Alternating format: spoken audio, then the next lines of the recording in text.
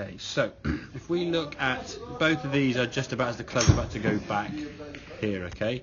But just watch your right foot movement, right foot and your knee, okay? So the club's next to the ball there, okay? You just watch your right knee there. See your right foot? What are you doing that for? No idea. And I'll be honest with you, I've never noticed it before because but where's your weight now going on your right foot? So you're on your toe, innit? So now your heel's going to be lifting off the ground just a little bit, okay? You can almost see a little bit of daylight in the sort of back of your shoe there, sort of with a glimpse of the light there as you sort of moving your foot back there. So your weight now is going up on that tiptoe already, which in turn then means that club is going to be tipping forward, okay? You watch this one here now. Club's moving back as we can see. Foot very solid. Solid in my knee. Yeah, and the right knee in some ways, this right knee comes back as it should do. Look at your right knee there now, it's moving kind of back in the correct manner. As that right foot moves back, okay, the arms now can come back down in. That position there with the club is very, very good, which is where you sort of start off here. That's their same sort of thing, because the right knee's gone forward. Now you almost like a bit of a lift up on your, almost stretch. If I sort of zoom out there. But you watch kind of your up and there, so it's kind of going whoop, and that then causes a tipping over because your weight now is on that tiptoe. Look at the same position here with that club, and that club's kind of way out there. Okay, he's coming in from out there. Now as the club comes from in here, this for me was probably the best session you've ever done with in terms of your path. I think partly because you're certainly a lot looser in here, which creates a lot less tension there, which would lose the tension from your shoulders. If the shoulders are tight and that right foot is got a bit of a mind of its own, and it could be the fact that if you're gripping the club as tight as you are, the ability to rotate is harder, isn't it? Because you're obviously stiff. So if you can't rotate, this is going to happen. You're going to sort of go whoop, and then whoop, and then what I think that over the top then for me when you're seeing that there, if you go back and you do this and I mean probably not even consciously aware of it, if your weight starts going to the toe and you start rising up, you're going to I'm going to try and get my weight back now.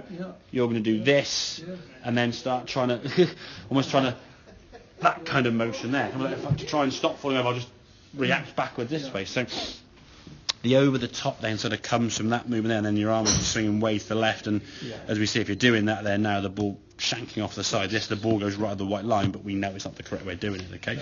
This one here now, as you come in the golf ball, strike on that one, lovely, okay? Much better movement there now, obviously the ball now flying down the right hand side and actually sort of staying straight, if not a bit left to right, right to left, drawing something, okay? Like I say, we're not trying to hit golf balls. I want to see your ball flight long term being like that. There's no point in your ball flight being like this, because you just wouldn't be able to trust it. If there's trouble over here somewhere, you'd get to halfway back and go whoop and hit over there, because you know I can't do that. But I think grip pressure looser. I think if we can, I think certainly if that gets loose, that's softer, he can move better. And I think in some ways, just try and feel you're taking that hip and the knee and stuff backwards as you turn back. So maybe it's a bit of a different twig towards the thought there. But just having seen that, watching that video, I was thinking, well, I've never seen that before. But if that foot is doing this, then you can't. I mean, if you're up on if your right foot, if I just sort of stood here, for example, and said rotate, I can't go anywhere.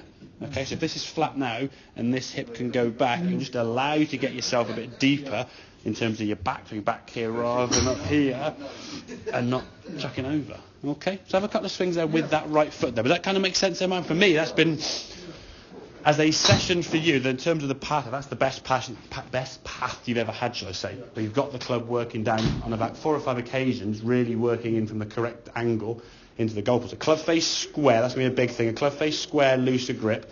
And just kind of feel now, okay, swing the club back for me now, okay, swing back, there you go. Allow this hip to come back and this heel to stay a bit more on the ground, okay? When it stays on the ground, now you can turn this way. Put your foot on you start there on the centre now, just put your right knee, really extend the knee forward on your tip, there you go, just on your right foot, so start there kind of like this with your right foot, if as best you can, okay? Now try and swing back as best you can. You can't go anywhere, can you?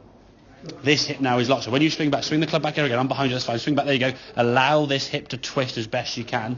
It will get this club back behind and enable it to come through on a better angle, you see, Good.